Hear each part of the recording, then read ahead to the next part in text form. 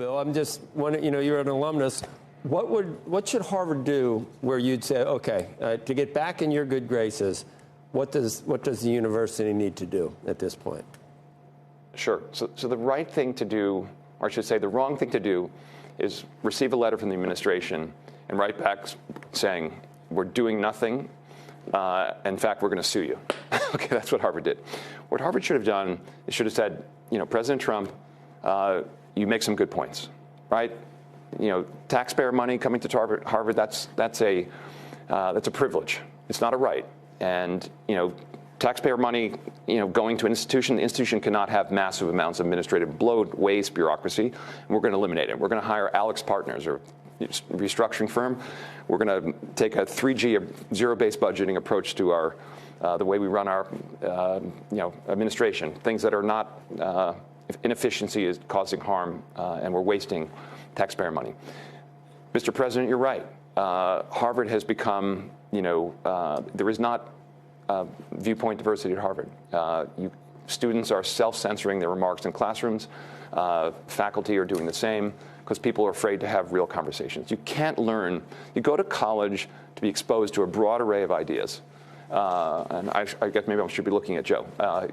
Broad array of ideas, and that's not happening at Harvard. Free speech is not happening at Harvard. So you acknowledge the areas where the president is absolutely correct, and you say, look, we're going to fix those areas. Okay, we want to make a deal, Mr. President. What have we seen from Trump? He asked for the moon, kind of shock and awe. Okay, same thing true for Harvard. That most recent letter, you could argue it's certainly overreaching in some of the elements, but he wants to make a deal. Make a deal with the president. Commit to fix these things, which, by the way, your alumni want you to fix. It's in the best interest of Harvard. And treat shareholder, taxpayer money like as a fiduciary. And they're not doing that. And Harvard is not in a good financial position. This is something I think is not well appreciated. They nominally have a $53 billion endowment. I don't believe the carrying values of their endowment. 80% of the assets are invested in real estate, private equity, and venture capital. So it's not liquid. It's not liquid, and they're apparently selling a $1 billion slice of their private equity. Watch where that gets priced relative to the carrying value of the portfolio. My guess is it could be 30, 40% below the current carrying value to get a bid. If in my business, if I owned a slice of something, I sold a piece of it at a 30, 40% discount, I'd have to remark my entire portfolio. So one, the endowment, in my view, is massively overstated in terms of what it's really worth. The second thing is no one talks about the fact that Harvard now has $8 billion of debt. I read the prospectus for the recent bond issue. So you have $53 billion of overstated assets that are illiquid, and you have $7.9 billion of debt, which you owe. As a donor, do you want to give money to a nonprofit institution, which is going to go into the institution and going to go out the door to pay money interest to bondholders? My experience is nonprofits that borrow money, it doesn't end well. And then you have, what do they rely on for current funding? Money every year from the U.S. government, money every year from donations. Donations, I don't know, I have to believe they're down meaningfully.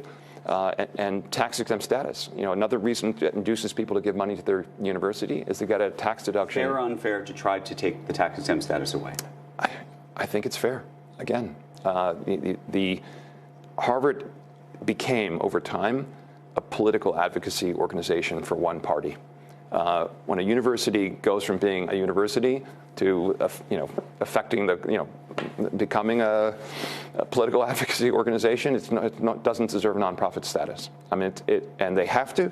Harvard should be a place where students go to learn and the best research gets done. It shouldn't be a place that is allowing pro-terrorist organizations on campus, that only allows certain kinds of thinking and speech on campus. That's a political advocacy organization. It's not a university. So I don't think we're going to end up there where Harvard loses its tax-exempt status. I want Harvard to succeed. It's been very important to me over time. But really, it got itself to a very bad place. And Alan Garber is a good president, but he's not managing. The mismanagement here is Penny Pritzker. If this were any other kind of corporation, the notion that she's still chairman of Harvard, leading the charge here, and in terms of how Harvard managed everything from COVID, and I know we have to go, but it's an important topic, to endowment management, to waste, to free speech, to who they hired as president of the university. It's time for a change in leadership in the board at Harvard.